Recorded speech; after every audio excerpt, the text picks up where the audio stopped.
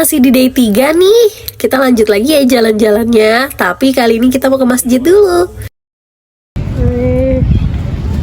Mas, orang sini mas. Udah pohon pindah di sini ya. Masjidnya masya Allah.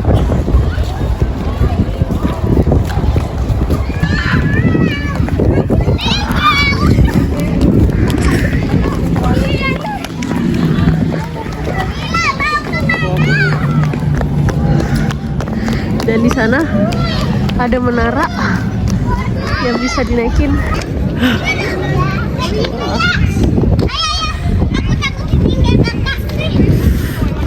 Sholat dulu.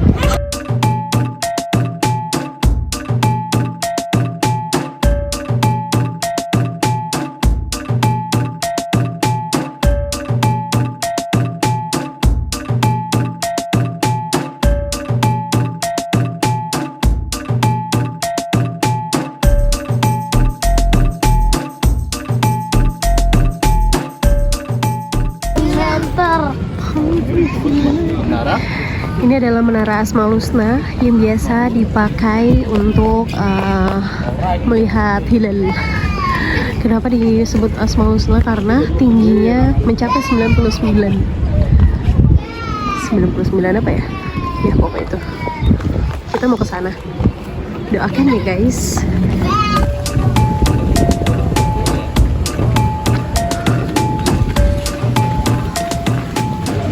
Cuma 10.000. Yeah.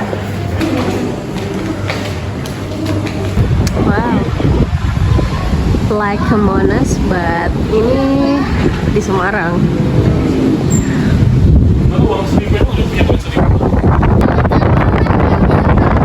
Kita lagi ada di ketinggian berapa ini? Kita bisa melihat Semarang dari sini.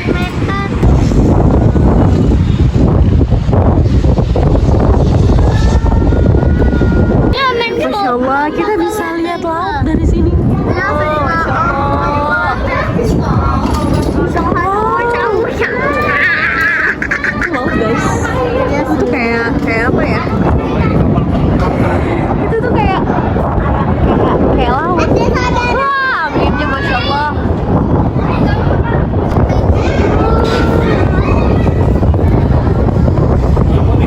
Kelihatan dari teropong ini, kelihatan di sana laut itu tuh kayak dekat banget.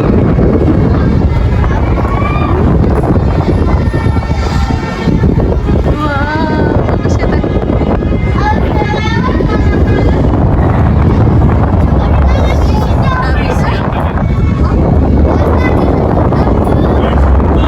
Dari keluar lift kita langsung disambut sama museum. Oke, di dalamnya ada apa?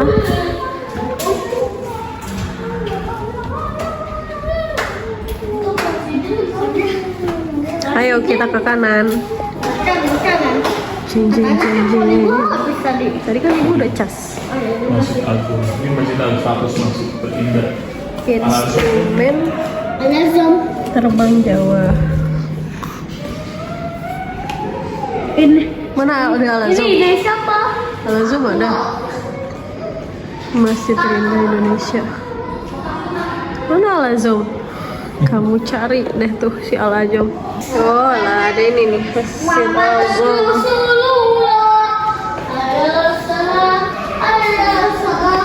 Oh ini alat musik.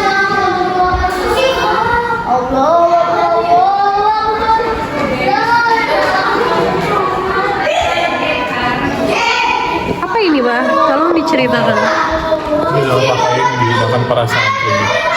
Ya budaya juga. Ada pedang. Kesenian rebana. Perjuangan para santri Dalam membela air. Karena kalau misalnya resolusi jihad, nggak ada yang bisa ngelakuin lain secara ideologis kalau bukan santri. Sini, mau lihat nggak? apa tuh? Kitab yang dikarang oleh Syekh Haji Soleh Darat, gurunya Najin Kartini, dan juga kiai-kiai kontemporer Ya, Soleh Darat itu kan juga gurunya ini kan, Ahmad Dahlan dan juga Hasyim Hasyim Asy'ari. Asy'ari. Masya Allah. Aduh. Ini apa? Pembangunan masjid.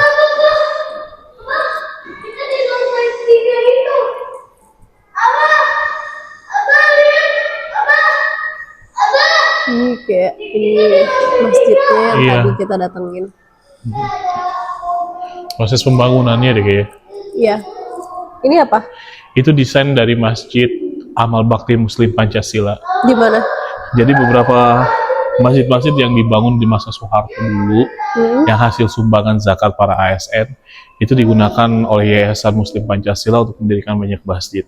Bentuknya selalu sama, menggambarkan kekhasan Indonesia dengan atap bertumpuk seperti itu. Khas banget. Replika apa?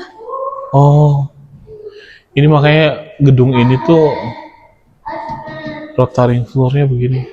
Kenapa emang? Nggak tahu kenapa. Bulet ya? Iya.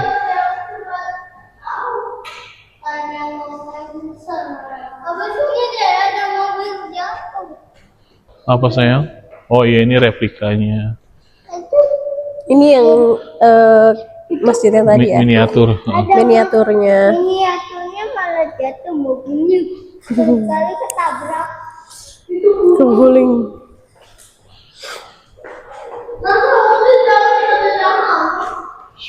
Ini ukiran-ukirannya.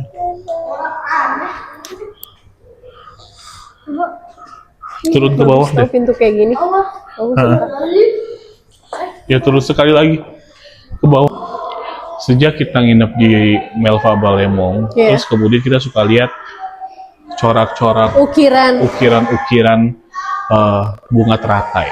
Sebetulnya itu dalam tradisi Islam tuh nggak ada.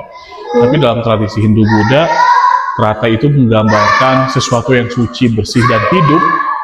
Di atasnya bersih dari lumpur-lumpur yang hitam. Artinya menjelaskan tentang dunia yang begitu kotor, tapi akhirnya akan terus suci. Aku pengen kasih tahu bahwa sebetulnya kalau misalnya kita hidup di masa ulama dahulu, bisa jadi kita akan melakukan hal yang sama. Bayangin deh, ini adalah Menara Kudus. Biasanya ini mirip sama undakan candi. Bawah Ya. seperti apa, atas lambangnya apa, dan lain-lain. Karena masyarakat saat itu belum terlalu paham tentang konsep menara atau apa. Karena selama ini digunakan untuk azan. Nah, ini sebetulnya pelajaran buat kita bahwa yang namanya dakwah itu nggak bisa dipaksakan teplek dengan konsep yang baru gitu. Harus pelan-pelan dibawa apa dengan konsep yang dikenali oleh masyarakat, terus kemudian kita ubah bagaimana konsepnya lebih syar'i. Ini konsepnya.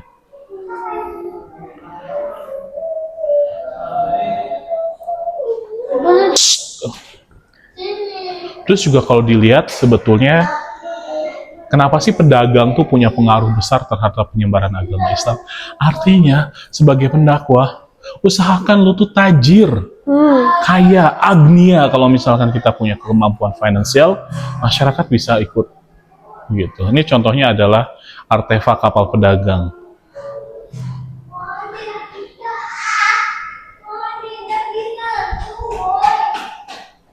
Ini koleksi Islam awal dan ini kayak rempah-rempahnya peninggalan Islam awal tuh kayak gini ya. Ini contoh beberapa masjid yang beratap tumpang di beberapa wilayah. Nah, ini kalau teman-teman lihat di Bali saat ini masih ada nih. Di mana? Ini namanya nih, yes, Langgar Kubra. Bubrah. Langgar Kubra. Jadi inget sesuatu. Apa saya? Gak boleh saya. Gak boleh naik. Gak bercanda. Ini wayang. Nih, ini adalah model konten bagaimana ulama dulu bikin konten. Ya beginilah cara bikin konten. Iya, betul. Emang gitu.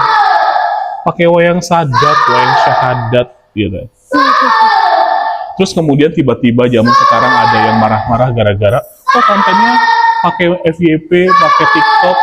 Wah, kalau pakai kontennya konten TikTok, gimana cara mengenalin ke masyarakat? Iya nggak? Yes.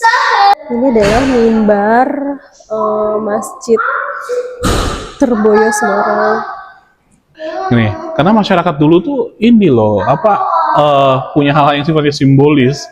Hal-hal yang kayak gini tuh bikin mereka langsung kayak takut gitu. Mustaka masjid. Jadi mereka tahu bahwa ini tuh tempat yang jadi tempat istimewa gitu. Ya, sudah.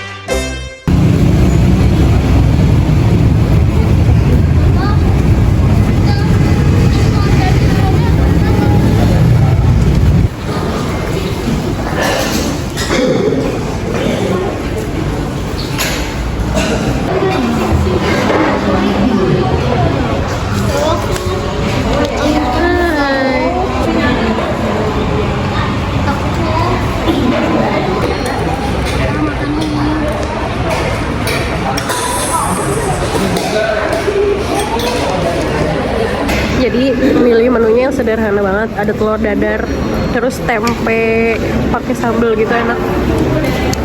Teteh telur dadar juga, Zian telur kecap bulat, sama tadi dia beli sosis. Ada lumpia, ini lumpianya enak, kayak yang di Tangerang yang biasa kita beli. Ini sayur tempe. Udah habis. Parunya udah habis tadi Abah. Paru goreng enak bah. Mati lampu. Padahal masih makan. Mati lampu kita.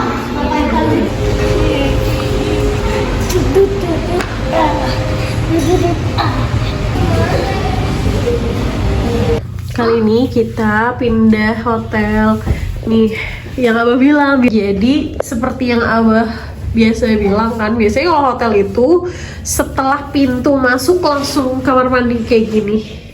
Tapi tadi yang di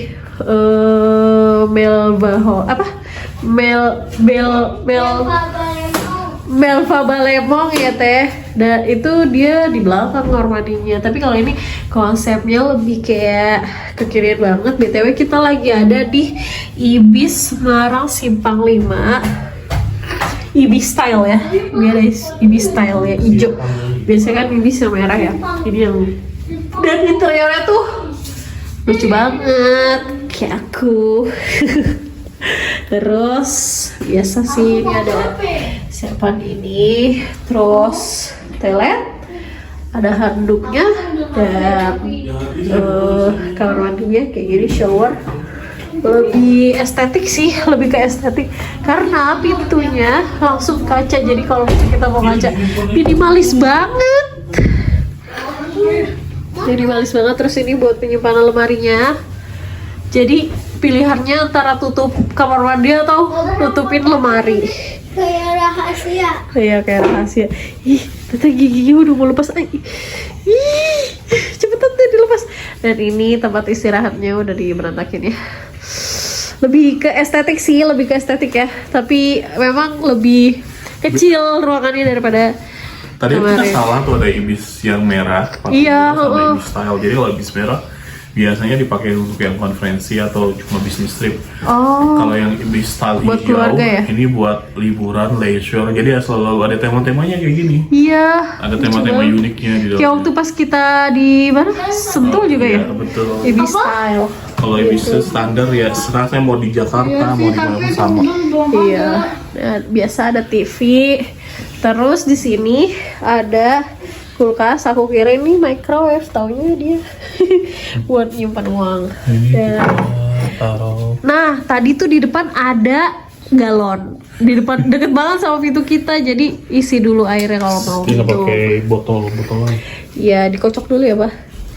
Dibersihin. Nah, terus ini ada biasa meja, ada sofa yang unik, yang mini, ada mejanya, tisu segala macem, dan di sini ada kalau bisa kita mau minum, ada kopi, terus ada teh, dia lebih kecil-kecil gini, dan juga ada gula. Terus apa sih yang ada di balik ini? Kita lihat. Tadam, ternyata ini pohon bambu. Bawahnya tanah, padahal kita di lantai 3. Tapi depannya kayak kita gitu. di paling atas. Kalau di paling atas beda. So ya, kayak gini malam ini kita nginep di sini. Cuma 1 malam aja sih buat nikmatin sebelum besok kita pulang. Bos, udah tiduran aja. Harus dipasang nih kasur anginnya.